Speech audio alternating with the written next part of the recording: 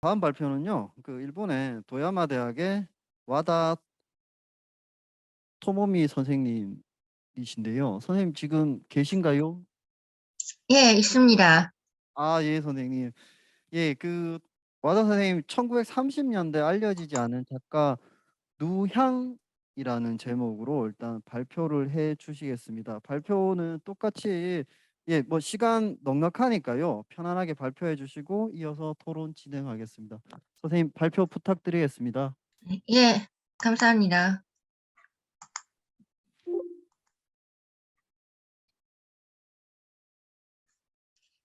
안녕하십니까. 저는 일본 도야마대학교 와다 도모미라고 합니다. 경북대학교에는 코로나 전까지만 해도 1년에 한 번쯤 방문을 했었는데 이미 4년 정도 방문을 못했던 것 같습니다. 너무 아쉽고요. 가까운 시일 내에 선생님들께 인사를 드릴 기회가 왔으면 좋겠다고 생각을 합니다. 오늘도 이렇게 발표를 할 기회를 주셔서 감사합니다. 간사를 맡아주신 선생님들께도 감사의 말씀을 드리겠습니다. 오늘 제가 발표를 하고자 하는 것은 저희 대학교 도서관에 소장되어 있는 탁지봉 컬렉션에 대해서입니다. 그중 한 소설이 아직도 원작 불명의 본안으로 분류되어 있기 때문에 이번에 그 문제에 대해서 결론을 낼 수 있으면 좋겠다고 생각을 합니다. 발표문 두 번째 단락부터 읽어보겠습니다. 이미 도야마대 도서관 데이터베이스에 공개된 중편 정도 되는 소설이지만 문학사 검토 대상이 되지 않고 있습니다. 그 이유는 문학적으로 수준이 높거나 예술적인 내용이 아니라는 데 있는 듯합니다.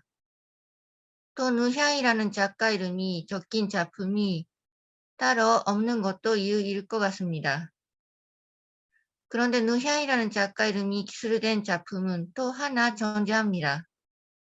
이 소설은 미국 콜롬비아 대학에 소장된 비극 소설 리별의 눈물이라는 소설입니다. 작품 소드에 역시 느향작이라고 되어 있습니다. 1932년 발행입니다. 느향이라는 한자로 적힌 작가 이름을 보면 일본 문학사에서 잘 알려진 그로이와 루이코를 가장 먼저 떠올릴 수 있습니다.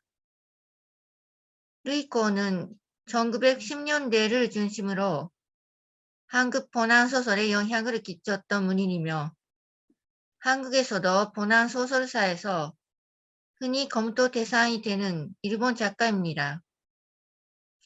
느향이라는 작가 이름이 기술된 두 가지 소설들이 루이코의 본안소설인지 여부는 저희 일본 연구자가 밝혀야 할 문제라고 생각됩니다.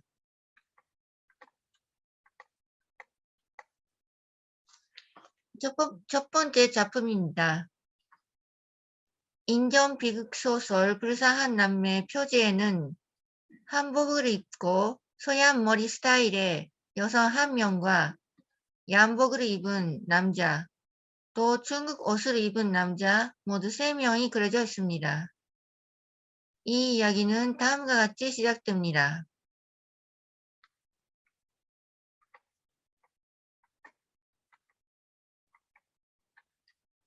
제목에 있는 남매에 관해서는 다음과 같이 설명됩니다.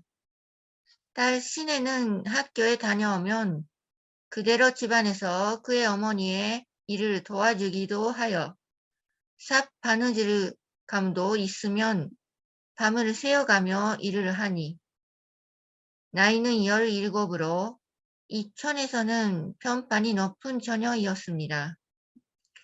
그 아버지는 그곳 보통 학교를 졸업 마칠 것을 기다리어 복사 일을 서울 어느 상가에 보내어 견습을 시킬 작정이었으나 아들 복사이는 잔사를 싫어하므로 학교를 졸업한 후 얼마 안 되어 서울로 달아나 그와 먼 일가 되는 변호사에게 으르고붙어 낮에는 서생 견습이되고 밤에는 야학에 다녔다가 반년도 채 못 되어서 주인에게 준실이 보이어서 이제 겨우 고등학교에 입학이 되었습니다. 라는 편지가 왔었고 그는 10년을 하루와 같이 고학을 계속하였었다. 이와 같이 넉넉지 못한 형편이지만 내 식구가 성실히 살아가는 모습을 볼 수 있습니다. 그런데 주인 정만스가 위탁받은 돈을 잃어버려 옛 하인이자 현재는 꽤 부유하게 사는 김덕수 집에 돈을 빌리러 찾아가면서 사건이 일어납니다. 돈을 빌려주기는커녕 모욕을 주는 김덕수와 만수 사이에 싸움이 벌어집니다. 마침 그날 밤 김덕수 집에 간도가 진입해 김덕수, 그의 딸과 하인을 살해하고 도망갑니다. 만수가 그 살인범으로 억울하게 잡혀가게 됩니다. 무고한 죄로 감옥에 끌려간 만수는 재판 끝에 사형을 선고받습니다. 재판 사이에 만수의 아내는 변사합니다.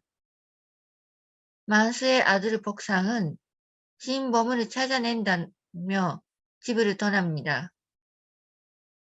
의지할 곳이 없어진 만수의 딸 신혜는 이모에게 맡겨집니다.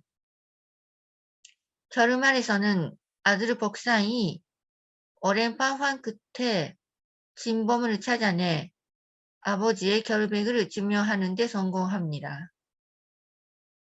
이러한 무고의 죄와 진범의 발견, 결백의 증명이라는 범죄 소설의 전개는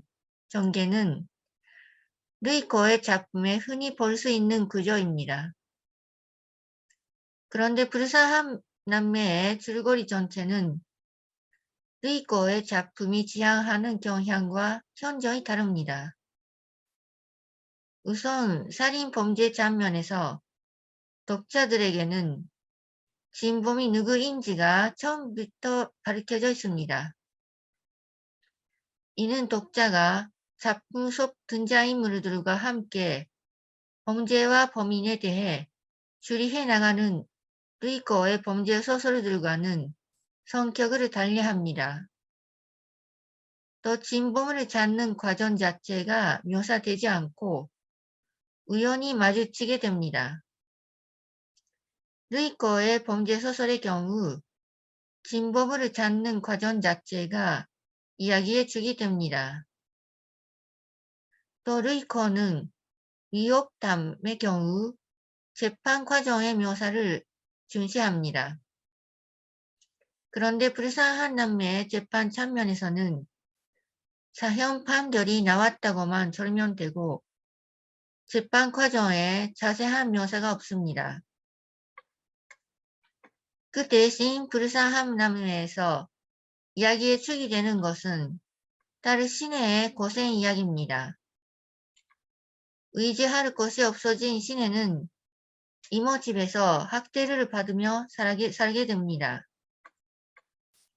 신혜를 남의 집에 하인으로 보내 월급을 뺏어가거나 노사에서 떡을 팔게 한 다음에 나중에는 신혜를 중국인에게 1,000원으로 팔기까지 합니다.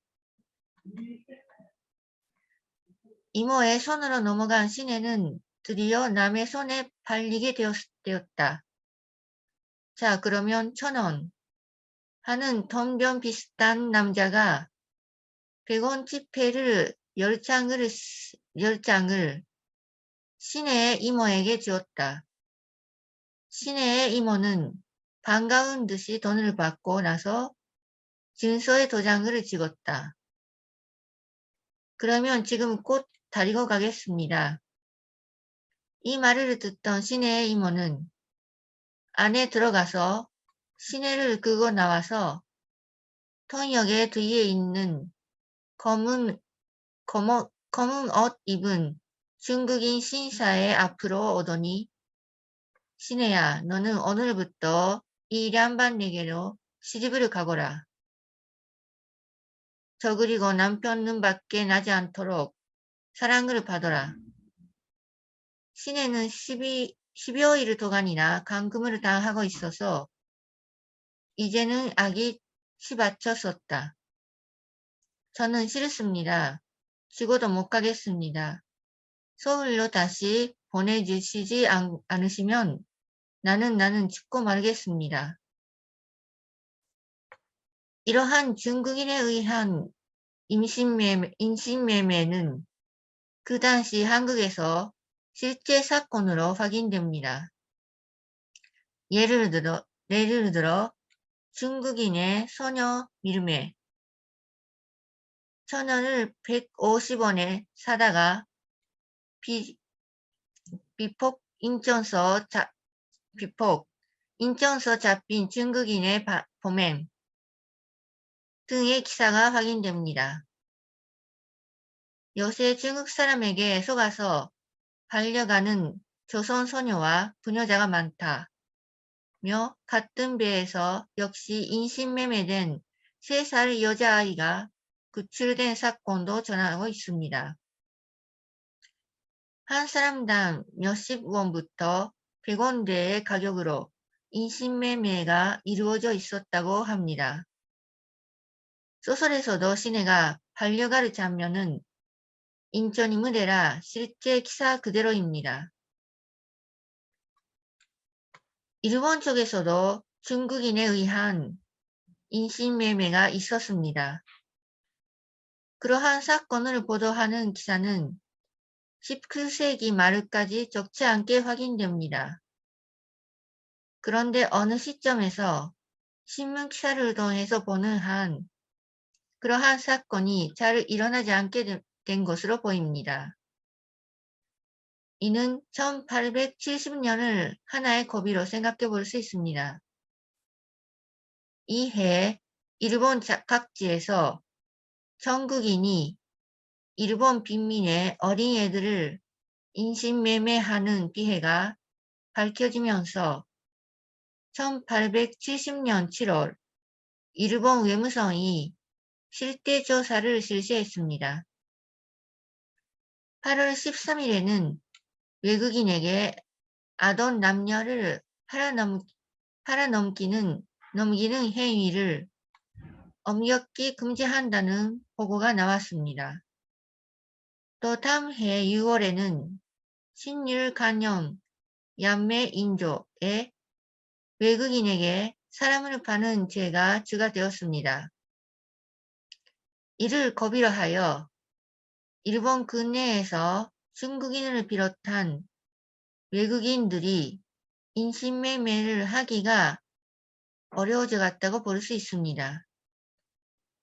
이와 같이 일본에서는 중국인의 인신매매가 19세기 말에는 이미 어려워졌다는 점을 고려하면 불쌍한 남매에 나타난 중국인 인신매매 이야기는 일본이 아니라 1920년대 조선의 상황과 잘 대응하도록 구성된 것이라고 봐야 할 것입니다.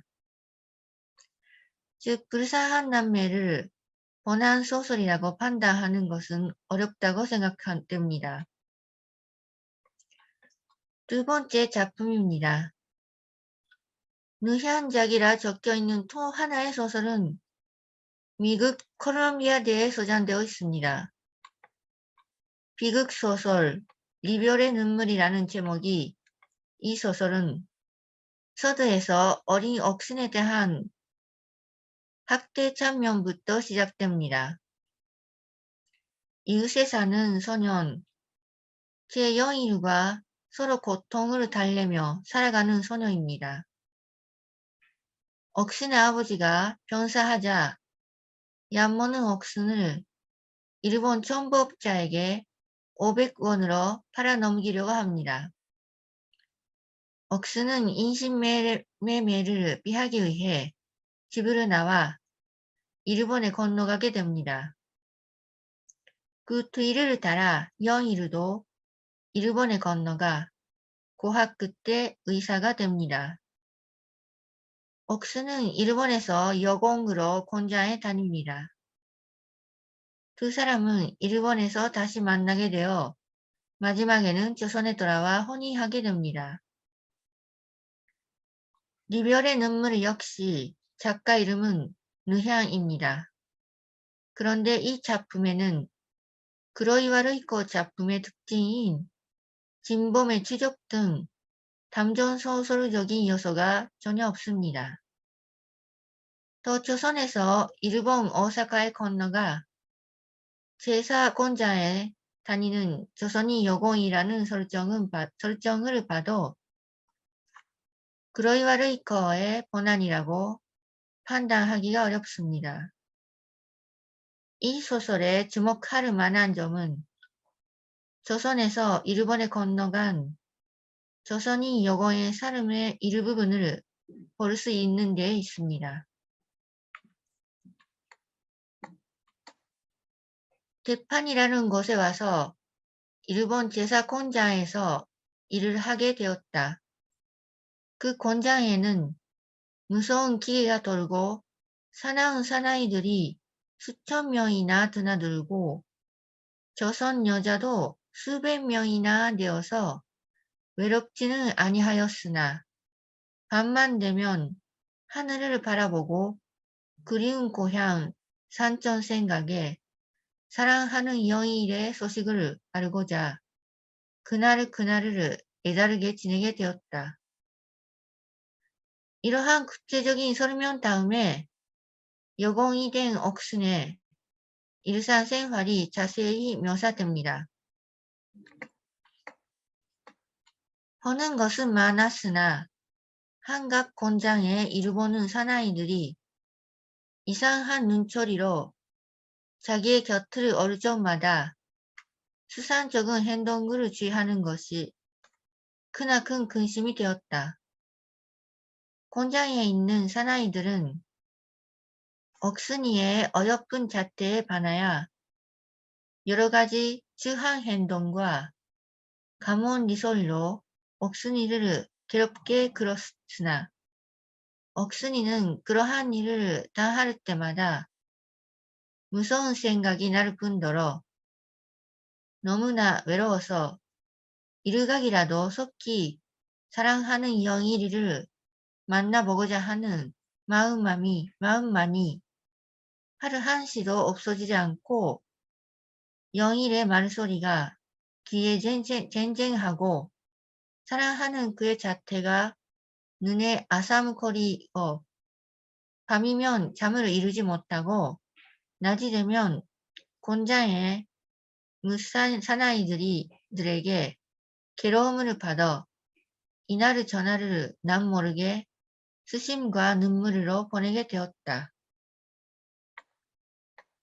이때에 문을 열어달라고 짓거리는 사나이들은 별별 소리를 다 하여가며 어여쁜 억순이를 흐려내고자 문을 두드리고 있을 때 외로운 억순은 무서움에 놀라 방 구석에 엎드려 서른 눈물을 흘리며 바깥에 있는 무서운 사나이들은 더욱더욱 애를 쓰다가 문을 부서지도록 두드리고 가진 역설을 하며 사람이 비늘을 맞고 찾아와서 부르는데 나오지 않은 년은 어떤 년이냐 하더니 또 한 사람이 그의 말에 그틀을 이어 예, 그년 참 보기 어려운 년이로구나 하며 중얼중얼하고 있다. 이때에 또 한 패의 사나이들이 수루주정을 하여 그 집 앞으로 지나가다가 한 사람이 나는 억순이 때문에 속이 타서 술을 먹었다. 오늘 저녁은 꼭 만나보고야 마르겠다. 밤이 고요하여졌을 때 벼랑간에 문을 두드리는 소리가 나더니 외로운 옥순이의 잠을 깨게 하였다. 또다시 옥순이는 무서운 증이 생겨서 별별 돌고만 있는 동안에 웬 사나이가 검은 옷을 입고 서슴지 않고 방 안에 들어와서 이년 너 때문에 너희 동생이 싸우다가 칼에 맞아 죽었으니 너에게 원수를 갚아야 하겠다 하며 품 안에서 시퍼런 칼을 내어들고 전기불을 끄더니 무지하게도 가엾은 억순이를 지르고 달아났다. 이렇듯 억순의 여건 생활이 자세히 묘사되어 있는데 그 내용은 공장 노동의 어려움보다는 노동자들 사이에 일어나는 문제들입니다. 소설의 이러한 장면이 그 당시 조선에서 일본에 건너간 공장 노동자들의 생활로서 어느 정도 사실성이 타당한 것인지가 문제가 됩니다. 우선 오사카에 있는 제사 공장이며 남성 노동자가 수천 명, 조선 여성 노동자가 수백 명에 달한다는 기술이 지목됩니다. 이 소설이 발표된 1932년 이전에 조선인 여성 노동자가 일본에서 가장 많았던 것으로 알려진 공장은 오사카의 기시와다 반적 주식회사입니다. 물론 제사와 반적은 엄격히 말하면 다른 업체입니다. 그런데 기시와다 반적이 조선인 여성에 이르도록 워낙 유명했고 또 다른 대규모의 제사 공장이 오사카에 있었던 것이 아니기 때문에 이 소설에 등장하는 오사카의 제사 공장이란 기시와다 반적으로 보는 것이 타당하다고 판단됩니다. 기시와다 반적은 1918년부터 이미 조선에서 조선인 여성 노동자를 모집 채용했었고 1924년에는 조선인 여성 노동자는 726명에 달했습니다. 같은 해 일본인을 포함한 전 노동자는 6,201명, 그중 남성 노동자가 1,388명, 여성 노동자는 4,813명입니다. 이러한 기록은 소설 속 남성 노동자가 수천 명, 조선 여성 노동자가 수백 명이라는 기술과 일치합니다.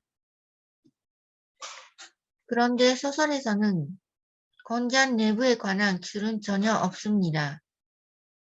노동의 어려움에 관한 묘사는 없고 단지 노동자들 사이에 일어난 인간관계의 어려움만이 묘사됩니다.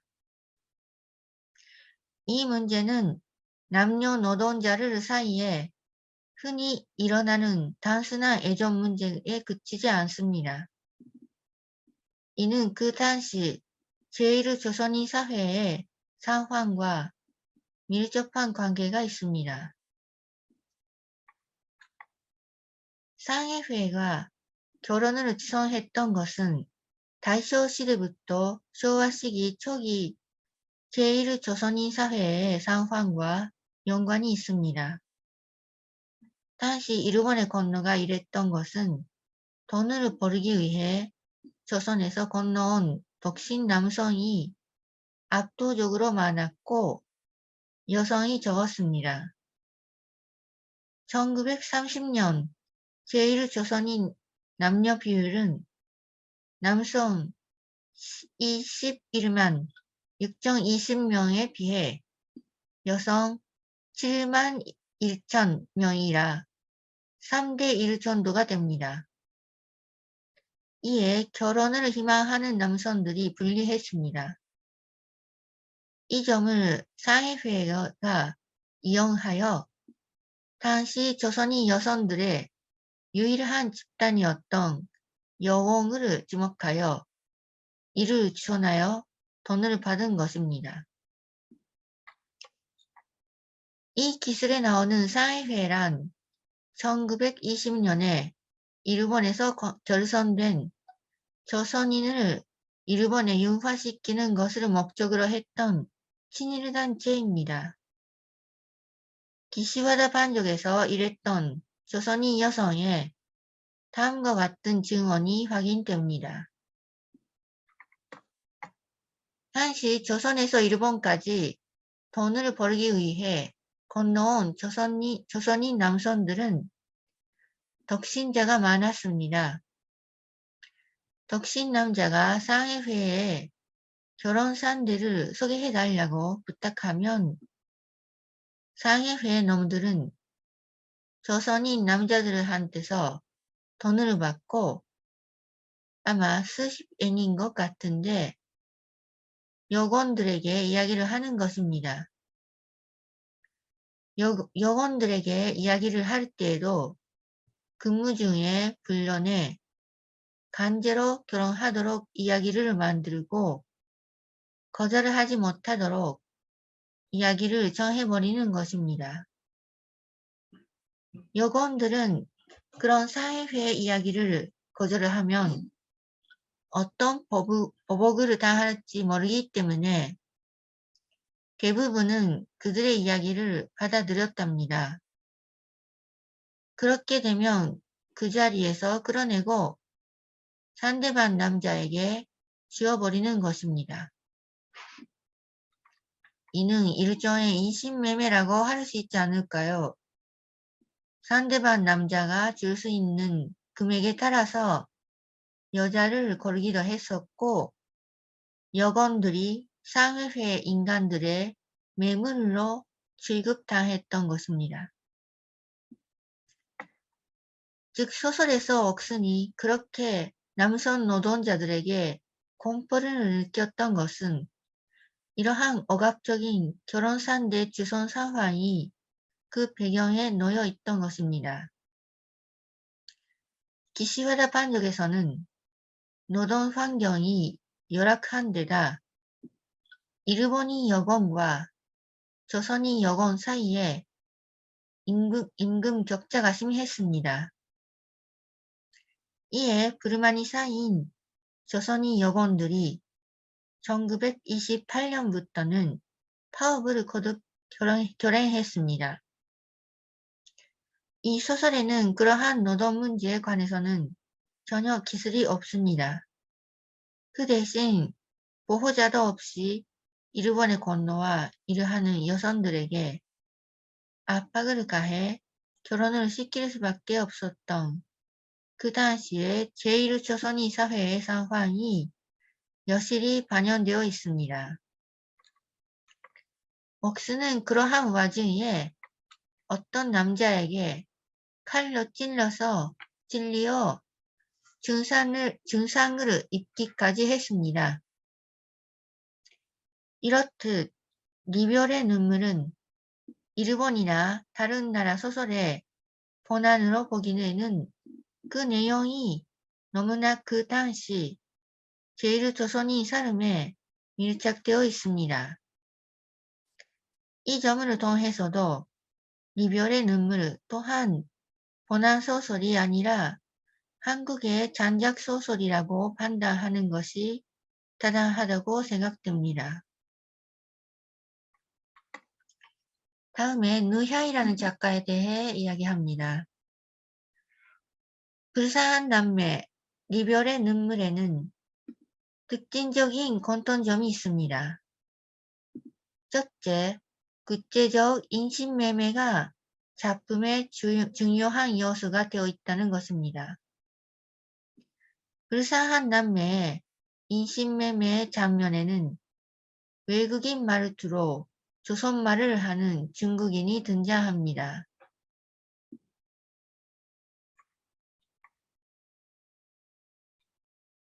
한편 리별의 눈물에서는 일본인 정부업자가 등장합니다. 뜻밖의 일본 정부업자인 노가다 두목 삼정이란 자가 옥순의 집을 찾아와서 껄껄 웃으며 영감이 죽어해서 사르기가 이 돈 소용하지요 하더니 계모에게 지점 문치를 던져준다. 계모는 돈을 보고 반가워서 허허 웃음을 치며 아주 좋은 양반이요. 이때에 일본 사람은 기뻐하며 신을 뽑고 마루 위로 올라오는 바람에 마루가 울려서 산청에 놓인 촛대가 넘어졌다.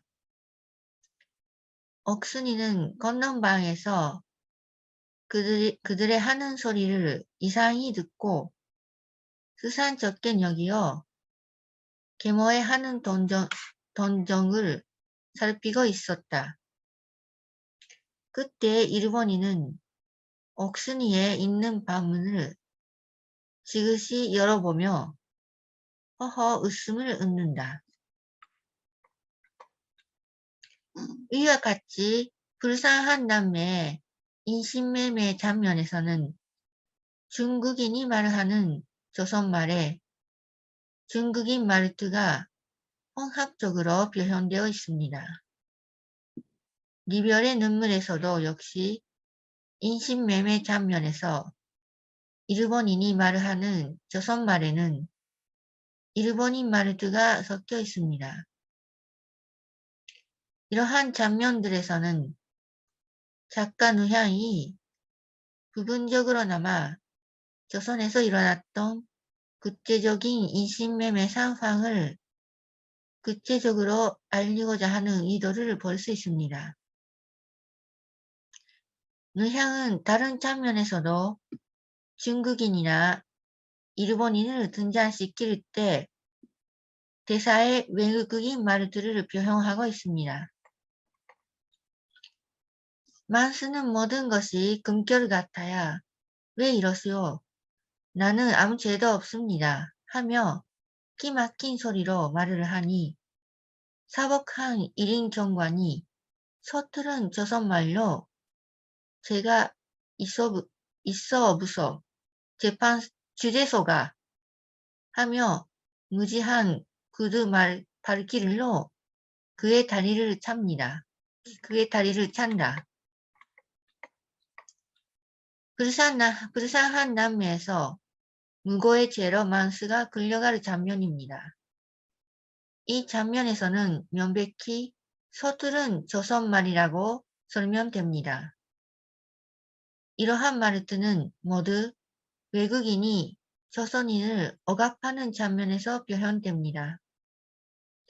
이러한 말투를 통해 작가 누향이 외국인이 부족한 조선말을 쓰면서 조선인을 억압하는 그 기함을 표현하고자 했던 것을 알 수 있습니다. 불쌍한 남매, 리별의 눈물을 모두 문학적으로 높이 평가할 수 있는 작품은 아닌 것 같습니다. 그런데 1920년대 조선의 구체적인 인신매매 상황이나 바다를 건너가 일하는 노동자들의 삶을 사실적으로 표현하고자 했던 것을 알 수 있습니다. 범죄나 사건이 등장하는 만큼 작가 누향이 그로이와르의 거를 어느 정도 수용한 것은 사실인 듯합니다. 그런데 내용상 그로이와르의 거의 본안으로 보기가 어렵습니다. 이 두 작품은 한국의 장작 소설로 결론을 지어야 하는 것으로 생각됩니다. 다음에 표지와 첫 번째 페이지를 그림으로 사진으로 올려놓았습니다. 발표는 이상입니다.